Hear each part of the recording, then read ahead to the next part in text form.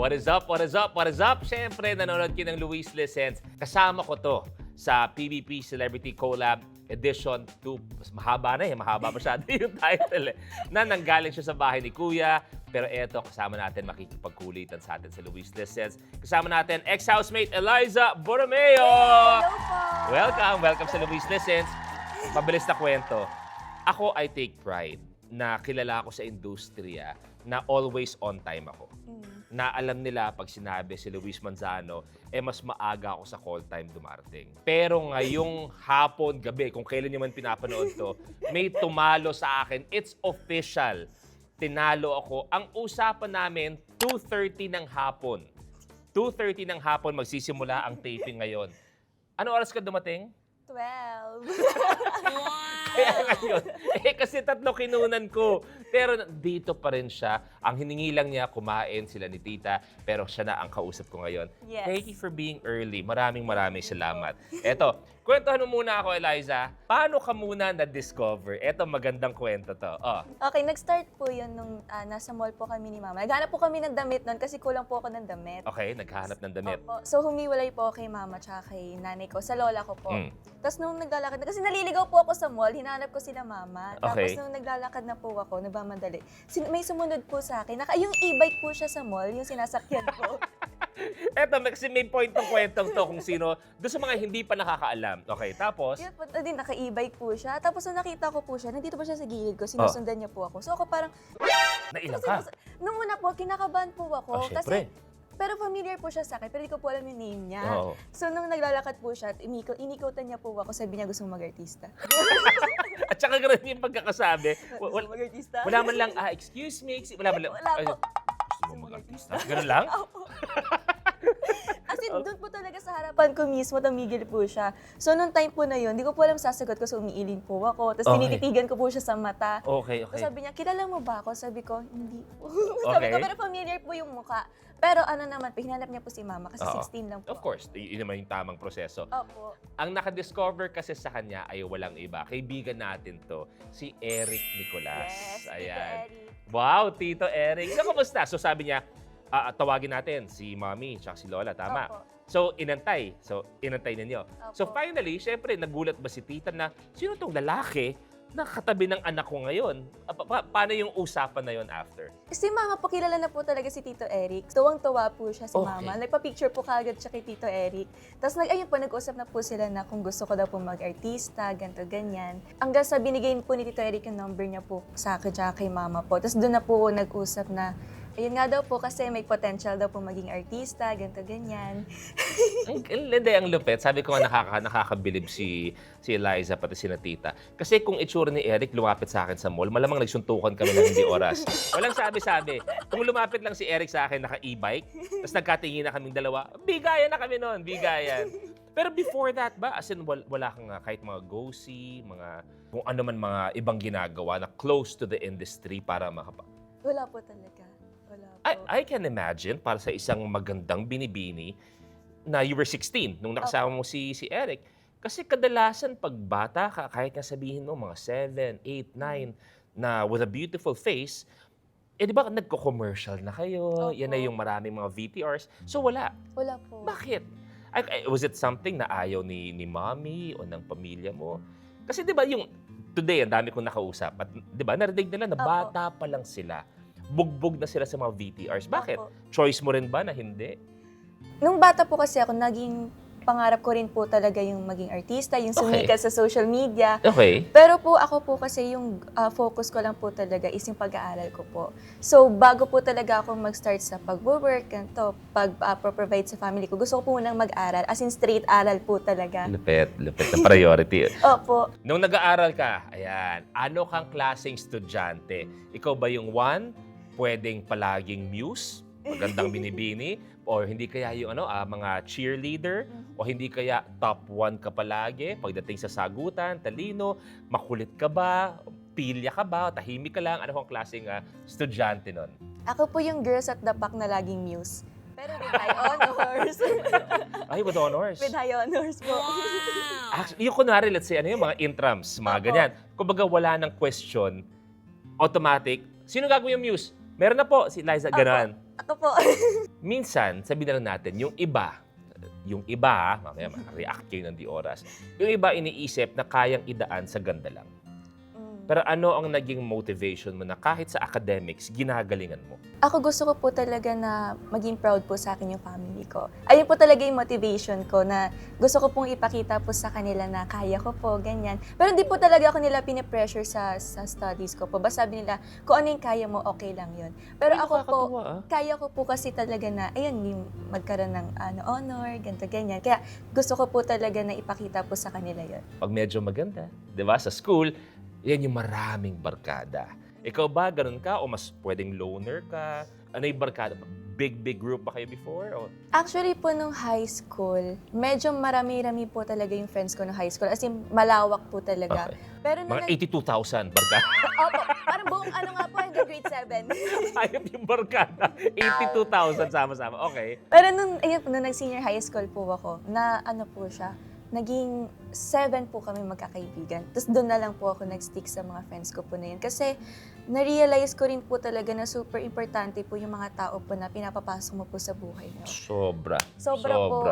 Tapos sa kanila po talaga ako nakaka-feel ng comfort, na happy po talaga ako kapag sila kasama ko. And nakakatulong po talaga sila sa akin, lalo na po sa school. Okay. Sobrang nagtutulungan po kami lagi and importante po talaga sa akin. Good influence. Super po. And that's something na matututunan mo pa sa mga darating na taon. Alam ni mommy to, na habang tumatanda ka, magiging paliit ng paliit ang circle mo. Totoo. And kung tama ang pagpili mo, sila yung talagang magiging karamay mo sa buhay. Opo. So nung sinabi mo sa mga kaibigan mo na, teka lang, doon sa circle mo talaga, may lumapit sa akin. Tinatanong ako kung gusto kong mag-artista at parang gusto kong subukan to. Ano sabi nila? Super happy po sila. Tapos sila po yung nagpo-push sa akin na pumayag na nga daw po ako kasi sobrang laki nga raw po ng potential ko na maging artista. Ginaganon po nila ako. So sila po yung nagsasabi na pumayag ka na, huwag mo na pag-isipan, pumayag ka na dyan. Gumaganon po sila sa akin. Walang kumontra kahit isa. Wala po. Pero ikaw, meron ka ba sarili na siyempre, sina mami okay naman, happy Opo. naman sila. Pero ikaw ba, like for example, pagkatapos magsabi ni mami, uy, gusto ko to. Pagsabi ng kaibigan mo, uy, gusto ko to. Patapos kang kulitin ni Eric na may potential. Pero ikaw ba, nung mag-isa ka na, let's say sa room, para meron ka bang kaya ko ba to? Or gusto ko ba talaga to? Meron po. Kasi gaya nga po ng sabi ko kanina, naging part po siya na pangarap ko nung bata po ako. Pero growing up, gusto ko na po maging doktor. Doktor de, Doktor okay. po. So, nung time po na tinanong na po ako ni Tito Eric kung gusto ko mag-artista, iniisip ko na po lahat na, pati po yung sinasabi ko po sa sarili ko na gusto ko po maging artista, gusto ko mag-model. So, iniisip ko rin po kung push ko ba to, gusto ko ba to, ganito. Pero nung patagal, syempre napag-isipan ko rin po na maayos. And doon ko po nalaman na dito po ako masaya. Siguro, safe din sabihin na isa sa pinakamalaking nangyari sa'yo is PBB, di ba? Opo. Pero you've done prior projects. Was there a time nung 2 years na yon bago ka nag-PBB, nung may mga ginagawa ka in between na parang nag-decide ka na parang hindi ko masyado pala gusto? May ganun ba? Or all throughout na enjoy mo na papuntang PBB? For po mag-start, akala ko po hindi ko po ma-enjoy yung process po and everything. Pero nung patagal po ng patagal, nagiging masaya po ako. Natutunan ko po kung paano mahalin yung ginagawa ko po. May something ba sa industry na kinagulat mo? Could be good, could be bad na ganito pala to. Or pwedeng parang sabi mo na enjoy mo na, or was there something sa industry na medyo pwedeng kinalungkot mo ng konti na, ay ganito pala to? Ngayon po parang wala po. Wow. Opo. Like, super nagugulat din po talaga ako kapag may bago po ako na-experience yung mga sa tapings. Super na-excite po ako, tsaka naaangasan po ako na ganun po pala yung nangyayari. Pagka how it's made. Opo. Ang galing. Eto, favorite question ko to sa napakarami kong, kahit pa ulit-ulit ko, dahil this is something na, it's a realization eh. Sabi mo nga, mula sa isang tao na ayaw naman mag-artista hanggang sa nilapitan ka na sa mall, ano ang pakiramdam mo nung may nakaramdam ka na may fans ka o may mga tagahanga ka? May lumapit na sa'yo as you, nagpa-picture sa'yo o hindi kaya nag-send ng message sa social media saying na, fan ako, pinapasaya mo ko. Super gaan po sa pakiramdam kasi hindi ko po in-expect na magkakaroon po ako talaga ng mga ganun ng fans na magmamahal po talaga sa akin. As hindi ko po talaga siya in-expect, wala po siya sa isip ko. So nung paglabas ko po ng PBB na meron na pong ganun, nakakalambot po ng puso and super nakakasaya po talaga, lalo na kapag nakakachikahan ko po sila, nagkukulitan po kami. Super happy po talaga. Na-appreciate kita. There was one na, ang dami kasi nangyayari sa PBB pagkatapos ng show, di ba? Opo. Pero pinuntahan mo pa talaga sila.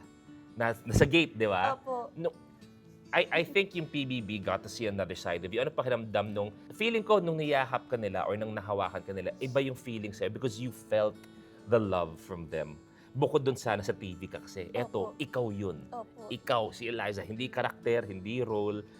You, nakapambahay ka, Opo. may konti makeup o wala. Pero when they hugged you, they were hugging you. Ano pakiramdam nun? Ang time po na yun, gusto ko nga po humagulgol ng time na yun. Pero kasi super punong-puno na po yung utak ko. At saka super happy lang din po ako na ang dami po talaga sa labas na nag-aabang. Sobra! Ang dami po, nagulat po ako. Kaya kung alam ko po nag-trending po yung video ko nung nakikipagtalunan po, tumatalon po ako, tapos sumisigaw din po ako. Di ba nakakatuwa? Pero nung sinabi mo na sa'yo, balikan muna natin. Syempre, may mga nagawa ka ng projects, di ba? Opo. Sinabi, oy, Eliza, okay ba sa'yo maging housemate? Okay ba maging pumasok sa PBB? Umuo ka ba kagad o parang medyo hindi biro yung PBB, ah? Nung una po, kasi pangalawang attempt ko na po dito sa PBB, parang nawalan na rin po ako ng hope. So natanggap ko na po na baka hindi po para sa akin yung PBB. Bakit? Bakit mo muna gustong mag-PBB? Nababanggit din po sa akin na magandang stepping stone din po yung PBB. Okay. Pero ako, gusto ko rin po talaga yung PBB kasi ayun din po talaga yung chance para mas mapakita ko po yung sarili ko sa mga tao eh. Oh, Ayun po. Hindi mo nakuha nung una. Ayan, nung sinabi na, uy, pwede ulit. Ano? Doon na po talaga ako na-excite na meron pa pong, eto po, yung Oo. Celebrity Collab 2.0, mga 2.0. things naman po. Nagkaroon po talaga ako ng hope doon. Tapos nung sa process po, like super, super happy lang din po talaga ako na nakakapag-share po ako ng life ko, ganyan. Kaya nung nalaman ko po na papasok na po ako ng PBB, umiyak po talaga ako. Wow! Iniyakan ko po talaga kasi super, super pangarap ko po talaga makapasok ng PBB. Once and for all, at marami na rin yung sumagot nito na housemate. Si Melay nga sinagot to eh. Ano ang masasabi mo doon sa mga tao na sinasabing scripted ang PBB? O yan. Hindi. Oh, wow! Wow, may ganun na, may ganun na. Pang teaser na po yun. Oh, hindi. Dan, dan, dan. Oh. Lagi naman po talagang sinasabi sa mga housemates, just be yourself. Kung ano ka, ayun yung ipakita mo. And wala po sinasabi na gusto ko pagpasok ko, ganito yung gawin mo, ganyan. Wala pong ganun. Oo. Wala po talaga. Basta ang pinaka-ina-advise lang po talaga, ipakita mo yung sarili mo. Oo. Opo, yun lang po yun. Just prove yourself. Yun po yun. Mga ilang araw or oras bago mo makalimutan na may mga camera, na ikaw, yung adjustment mo. Sa isang buwan ko po na nasa PBB, hindi pa po ako nakakapag-adjust doon. Kumbaga, so paano? I mean, pumasok ako doon for mga 24 hours. Nung host ako nung season ni na Robbie. Nung housemate pa lang si Robbie. Opo. Host na ako noon. So, ano ang pakiramdam sa bahay ni Kuya? Sabi mo, hindi ka naka-adjust. So, ano ang pakiramdam knowing na pinapanood kayo? Nakaka-overthink po. Like, hindi po talaga nawawala sa araw-araw. Yung mag-overthink, ano kayo iniisip nila kapag ganito, yung ganyan. Kapag, kunyari, nakikipag-usap po ako sa friends ko, Oo. tapos may napag-uusapan po kami, sabay po namin iniisip, ano kayo iniisip nila pag naririnig nila ito. Yung mga ganun Oo. po. Tapos minsan, pag nakikita po namin na yung camera tumututok na po, parang nahihiya na po kami. As in, ewan ko po, nakaka-conscious din po talaga siya minsan pag naiisip po namin bigla na may camera. Ano ang pinakamahirap na task na tingin mo kung ibigay sa'yo, hindi mo magagawa? Huwag magsalita, huwag maligo, o hindi kaya tumayo ng matagal. Saan ka mahihirapan o nahirapan sa mga pinagawa ni Kuya? Yung wag maligo, madali lang po para sa akin. Normal lang Opo. yan. Oo. Siguro, kapag, yung ano po, bawal po magchikahan. Lalo na po pag sleep call na. Pag sleep call kasi dapat tulog na po talaga, di ba? So wala pong time para makapagchikahan. Doon po ako nahirapan. Kasi marami kong gustong ikwento pa. Opo. Meron ka bang kinagulat, sabi mo nga, pagpasok mo, matagal mo nung gustong gawin ng PBB. So finally, nung nag-kick off tayo, di ba, pumasok na kayo lahat-lahat, yung parang after 2 to 3 days, meron ka ba na, ganito pala. May ganun ka ba? Yung sa confession room po, yung mga ganap po sa confession room, hindi ko po in-expect na magiging therapist ko po si Kuya. Para po siyang therapist si Kuya.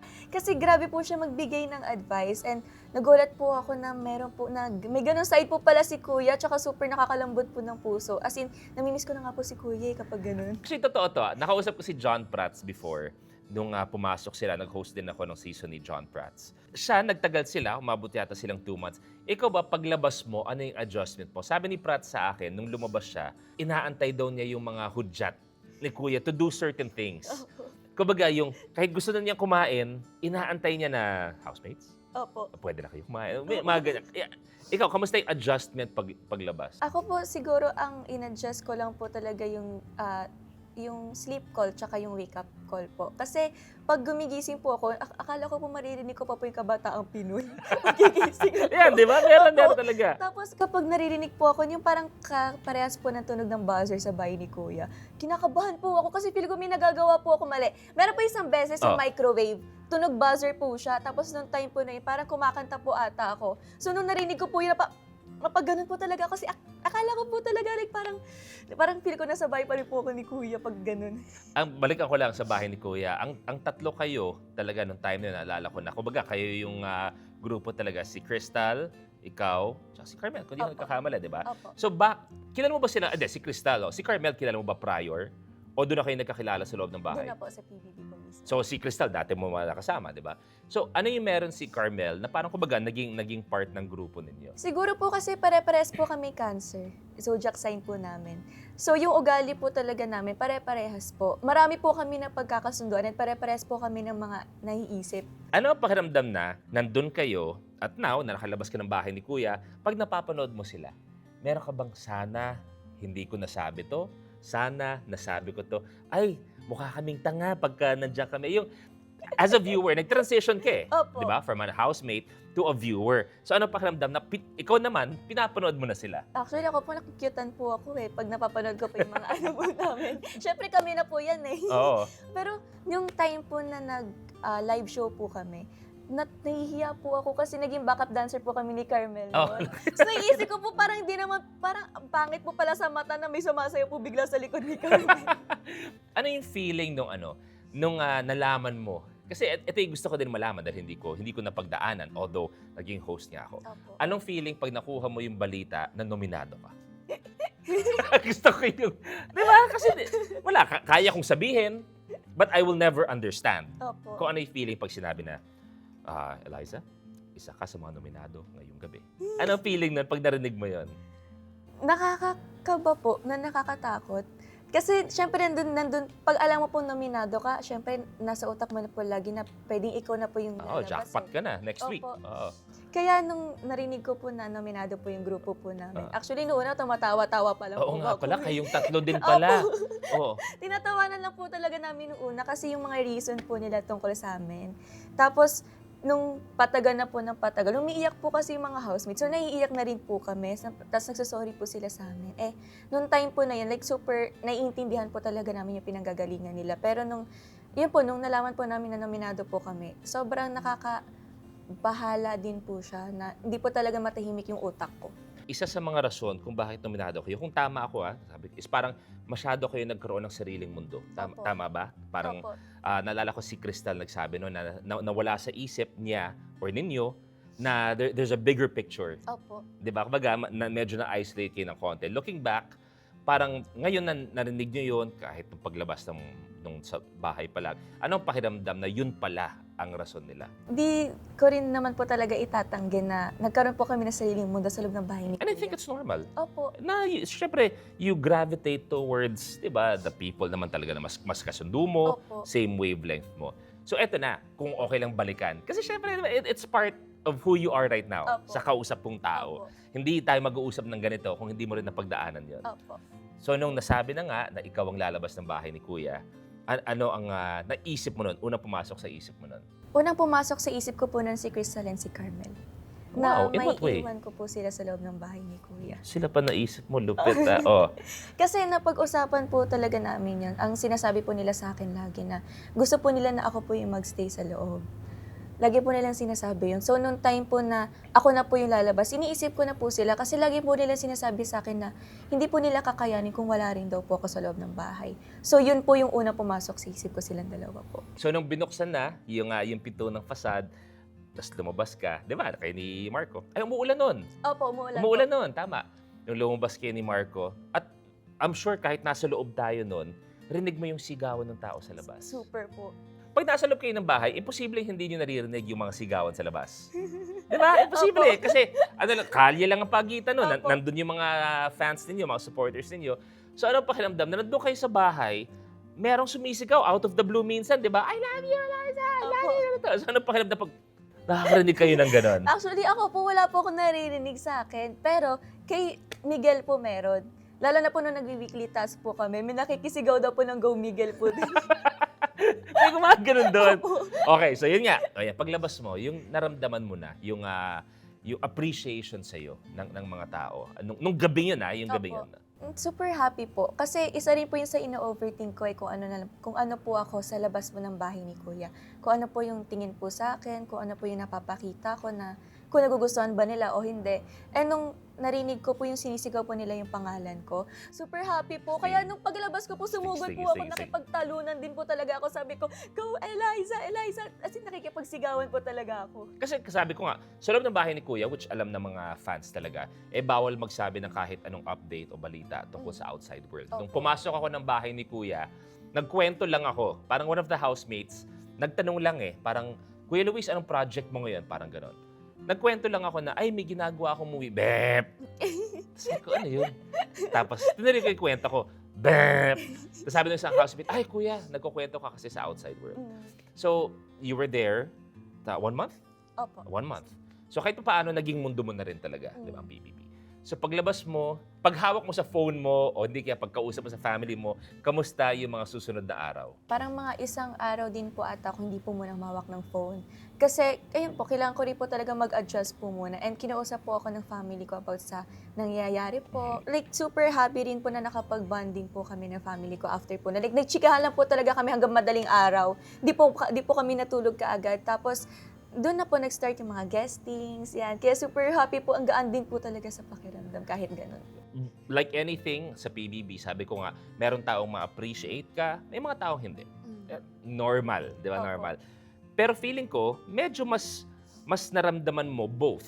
Kasi kumbaga, ikaw na yun sigurado ako, mas dumami followers mo sa social media, mas maraming DM na ngayon, di ba? So una, tanggalin na natin sila sa equation. Nung medyo may mga nagpaboboses sa'yo na, yung kumbaga, hindi mo nila masyado nagustuhan yung nakita nila, if you will, sa PBB. How did you handle that? Kasi could imagine, pag hawak mo ng phone mo, di ba, yung DM mo, request mo, ang dami. So Opo. iba, may mga nasasabi maganda, yung iba hindi. Yun muna, yung mga hindi maganda, yung sinasabi. Anong ginawa mo nun? Ako po talaga, pag may nababasa na po talaga ako, ini-scroll ko na po talaga. Lampas na lang. Hindi ko po tinatapos. Pero kasi, ako po aware po ako sa mga nasasabi po sa akin ng mga tao and sa mga pinopost po nila tungkol sa akin. Ayoko pong bigyan po ng... Attention pa. Opo, bigyan ng attention at saka O ng energy mo. tsaka yung magpapa-apekto po ako ng sobra. Ayoko po. Kasi, ayun nga po yung lagi ko po sinasabi, hindi po nila alam kung ano po yung totoong nangyari. Oo. Kasi ako po yung nasa loob ng bahay Tama. Kaya actually paglabas ko po, nagulat din po ako ganito po pala yung napapalabas, ganun yung napapakita, yung mga clips. Kaya ayun po yung lagi kong sinasabi na hindi po nila alam yung totoong nangyayari sa loob. So bakit ko pa po bibigyan ng atensyon yung ganung bagay? Yun nga, yung sobrang dami naman ang mula sa isang taong na-discover sa mall, sa ngayong maraming nagmamahal sa'yo. Anong gusto mong sabihin doon sa lahat ng yon? Sila po talaga yung nagiging inspiration ko po ngayon and motivation ko para mas lalong mahalin po yung ginagawa ko and magpatuloy. Kung gagawa ka ng PBB Super All-Star Edition, ikaw pipili ng lahat ng housemates. PBB All-Star Eliza Edition. Wow. As in, kahit sino to ha. Opo. Pwedeng foreigner, pwedeng local, pero magsama ka ng mga local din. Siyempre, una-una po ikaw po. Pasok ka po sa loob. Feeling ko 2 tapak pa lang ako. Ano na ako? Evicted na ako. Luis, pwede ka na pumasok. Pak. Luis, kailangan mo nang lumabas ng aking bahay. Hindi, wala po kayo lalagay na rules para matagal po kayo lahat. Free for all. Okay. Opo. Ako, sino? Si Ate Ann Curtis po. Puro kanta ang gagawin nun. Kakanta lang.